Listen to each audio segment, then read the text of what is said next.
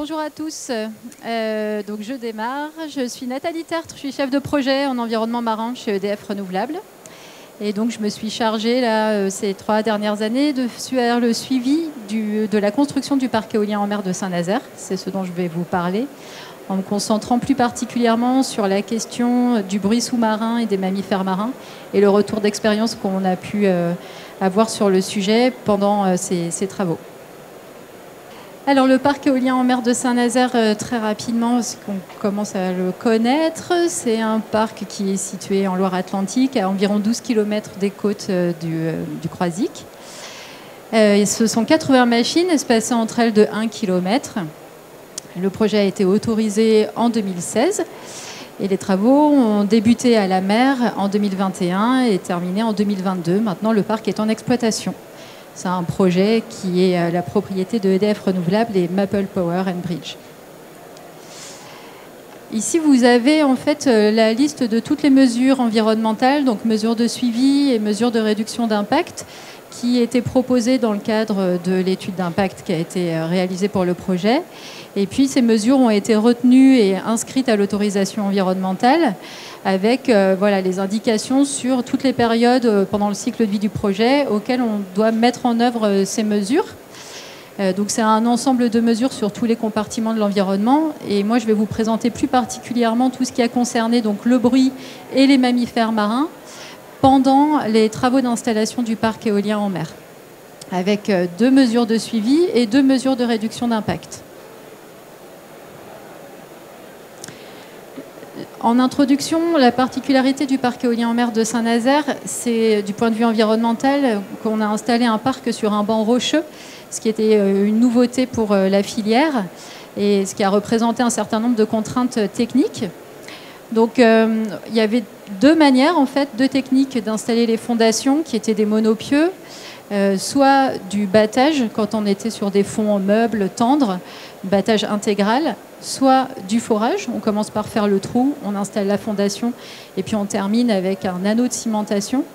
Et puis une technique hybride qui associe d'abord du forage, puis quand on arrive sur une couche plus tendre, on peut terminer l'installation avec du battage. Et donc ça, c'était vraiment une particularité qui a nécessité pour DEME, qui a installé les fondations, de développer un outil particulier que vous voyez ici, qu'ils ont appelé le Modiga, et qui était une sorte de guide posé sur les fonds marins, qui a vraiment servi à réaliser la totalité de ces différents types de travaux, battage, forage ou forage puis battage.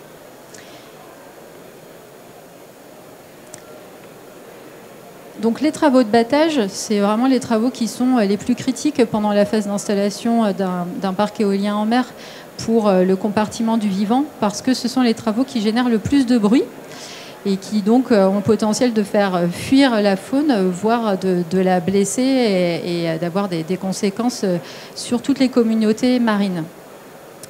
Donc on avait un certain nombre de mesures de réduction d'impact à mettre en œuvre et de mesures de suivi associées. Donc c'est synthétisé ici là, sur ce petit dessin là, que vous pouvez retrouver sur le site du projet également.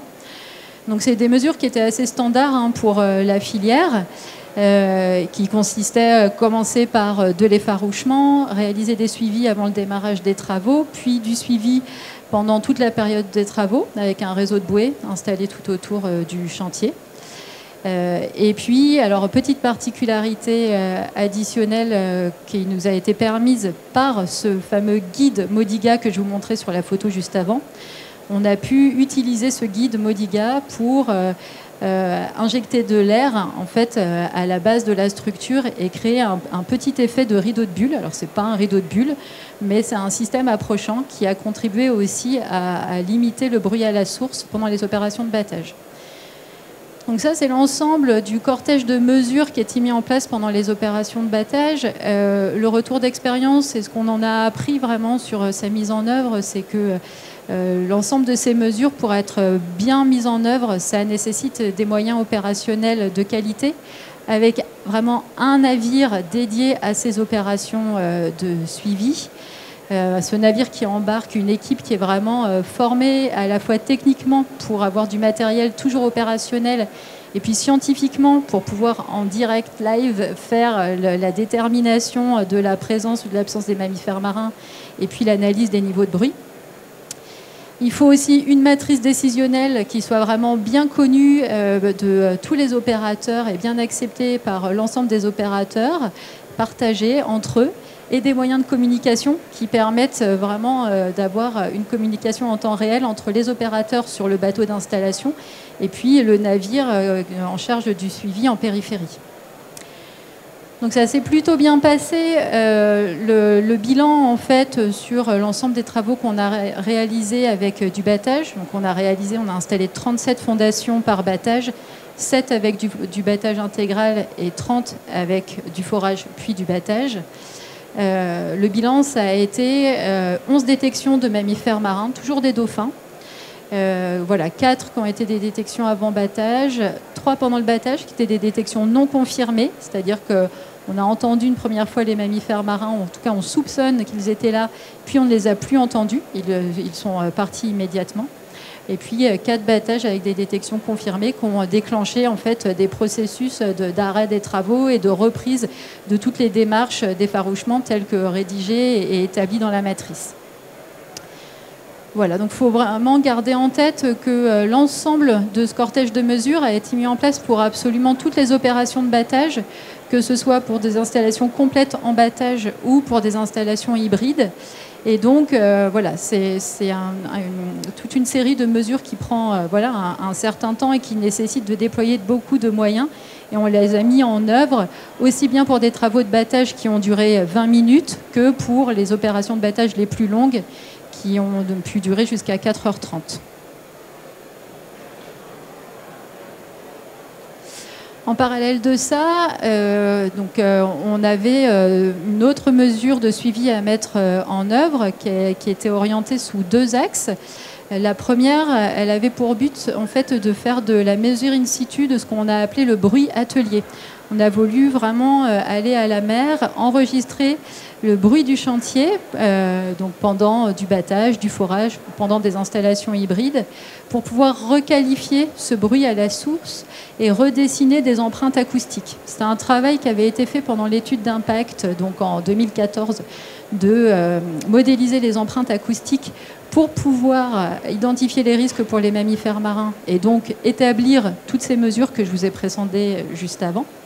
Et donc là, en fait, ce qu'on voulait faire, c'était aller faire de la vérité terrain sur ce bruit à la source pour vérifier si les hypothèses qu'on avait avancées dans l'étude d'impact étaient justes et les mesures dimensionnées comme il le fallait. Donc voilà, on a eu différentes campagnes de mesure du bruit à la source pour différents types d'ateliers, d'installations de fondations. Donc ça, c'était une première partie de la mesure. Et puis une autre partie, c'était de faire un suivi du bruit dans un périmètre élargi autour du projet pour connaître en fait le bruit ambiant et puis étudier la fréquentation des mammifères marins dans ce périmètre élargi. Donc vous voyez les points violets, là, ce sont des installations d'hydrophones autour du site. Voilà, on a fait des enregistrements pendant un mois en été 2021, en janvier 2022 et en été 2022. Voilà, et ça, en fait, cette donnée-là, elle a été interprétée du point de vue du bruit ambiant. On a recherché également sur ces zones élargies si on repérait les empreintes acoustiques des travaux. Et puis ensuite, il y a eu un travail d'interprétation aussi par Quiet Ocean sur la présence-absence des mammifères marins dans les différents secteurs. Les résultats de ce travail-là, donc c'est ce que je vous expliquais auparavant, on a pu refaire les empreintes acoustiques des différents types de travaux pour pouvoir les comparer à ce qu'on avait anticipé dans le cadre de l'étude d'impact. Donc ici, vous voyez une cartographie en fait d'empreintes acoustiques en basse fréquence pendant une opération de battage. Ça, c'était ce qui avait été modélisé lors de l'étude d'impact. Et puis là, en fait, je vous ai remis la même chose, remodélisée avec de la donnée terrain des travaux réalisés en 2021-2022. Donc les conclusions en fait qu'on tire de ça, c'est que une des premières conclusions, c'est que le bruit des travaux, il est principalement perceptible dans les basses fréquences. C'est vraiment là qu'on entend, qu'on a le plus de bruit qui est généré et audible. Et puis, autre conclusion importante, c'est que notre modélisation, elle montre que les empreintes sonores, à partir de la donnée réelle, elles sont conformes aux emprises des empreintes acoustiques qui avaient été modélisées. Voilà, les travaux de battage, par exemple, dans les basses fréquences, ils sont audibles jusqu'à une trentaine de kilomètres autour de la source. Et donc les périmètres à risque pour les mammifères marins qu'on avait anticipés, ils sont bien conformes, voilà, à ce qu'on avait estimé dans l'étude d'impact. Et donc nos mesures de réduction d'impact, les farouchements, voilà, et toutes les procédures en fait, de suivi d'un périmètre autour du site, elles étaient bien dimensionnées pour couvrir ce risque d'impact. Voilà. Et puis le dernier point, par rapport à ce que je vous disais sur un suivi élargi dans une zone vraiment plus périphérique autour du parc, si je m'intéresse par exemple aux données de l'été 2021, on a fait un suivi pendant un mois. Pendant cette période-là, il y a 5 fondations hybrides qui ont été installées, donc avec des travaux de battage. Et donc pendant cette période-là, sur ce périmètre élargi, on a observé la même fréquentation en dauphins et en marsouins dans le secteur par rapport à ce qu'on avait relevé pendant l'état de référence. Voilà, avec une présence un peu plus importante même dans les zones sud-ouest et sud-est.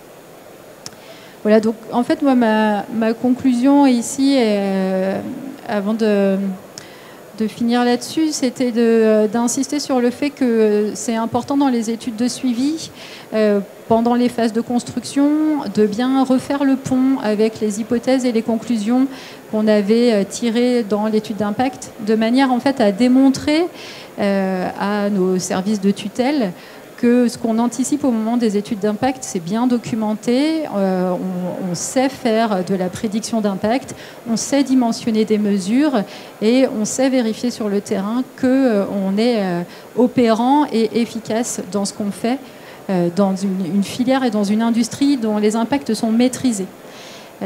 Voilà, et plus globalement, si on veut parler de la construction et des impacts de la construction, je pense que le message clé à retirer, c'est que les dérangements qui sont associés à la phase de construction, ce sont des dérangements qui sont vraiment de courte durée. Je vous ai dit, par exemple, les opérations de battage, ça dure entre 20 minutes et 4h30. C'est vraiment très très loin de ce qu'on pouvait encore imaginer dans la filière il y a 10 ans quand on écrivait des études d'impact. Maintenant, on constate que les impacts sont vraiment localisés géographiquement, très limités dans le temps, et qu'on a un retour rapide à la faune sauvage sur les sites. Toutes ces images, elles ont été prises pour certaines en 2021 sur des fondations qui ont été installées, qui avaient été installées 6 mois plus tôt. Et puis celle-ci en 2022, alors même que les travaux se terminaient. Voilà, j'ai terminé. Si vous avez des questions.